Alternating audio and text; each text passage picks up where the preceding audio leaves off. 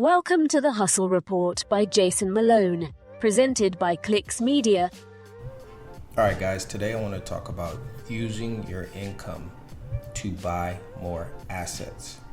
When you have leftover profits from income that you have made, one of the most important things that you can do with that income is to set it aside to purchase an additional asset such that you can use that asset to earn more income. A lot of times when we receive extra money, what we like to do is like to go out and buy something that we like, whether it's a piece of jewelry or a pair of shoes that you've been looking for.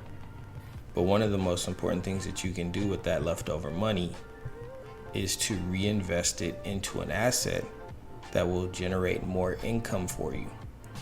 And if you get into a habit of doing this, taking additional leftover income and using that income to essentially buy more income when you purchase an income producing asset, what you are starting to do is to create leverage from your money such that your money is now creating more money. One of the more popular ways that we hear people doing this is by purchasing income producing real estate.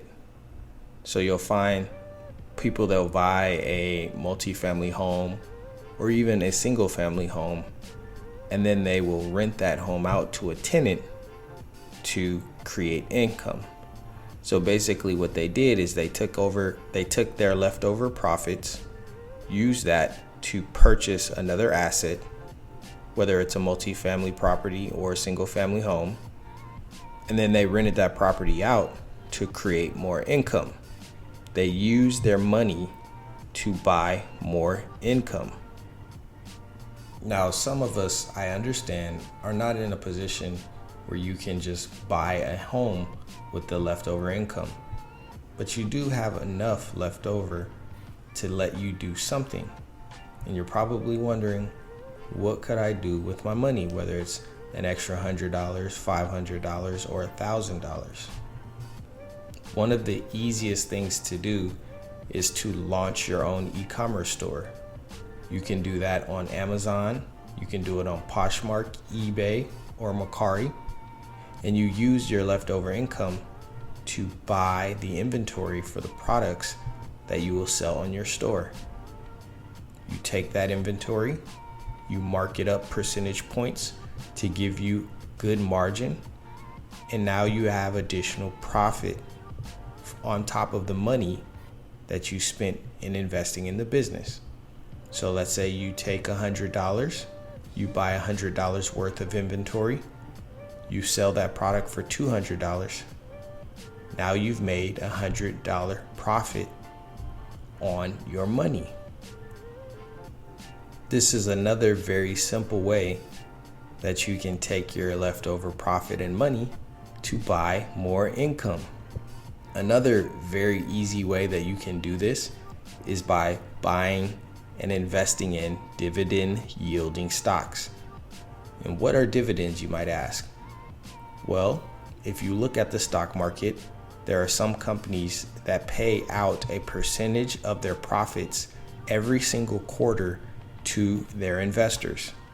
And depending on the number of shares that you own in that stock, that will dictate what your income will be from that stock. Every single quarter, these dividend-paying stocks will automatically deposit a percentage of the profits based on the percentage of stock that you own or the number of shares that you own into your bank account. This happens every single quarter. So you can take that money, buy your stocks, and receive quarterly payments based on the percentage yield that stock is paying in a dividend. This is just another example, another simple way that you can use your additional money to purchase an asset that will basically pay you more money.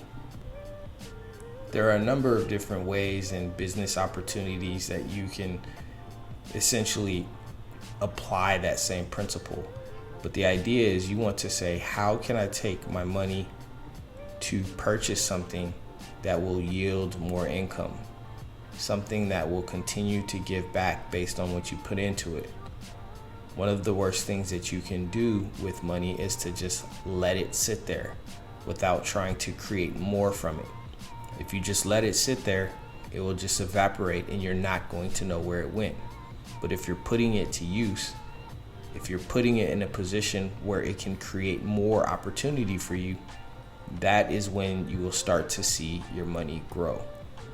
So in other words, take a percentage of your cash, the money that you have just sitting aside, take a percentage, save it, put it somewhere where you're not going to touch, and then you take the rest of that, you go and you try to buy something that will create more income. Buy yourself some stocks, some income yielding, dividend paying stocks.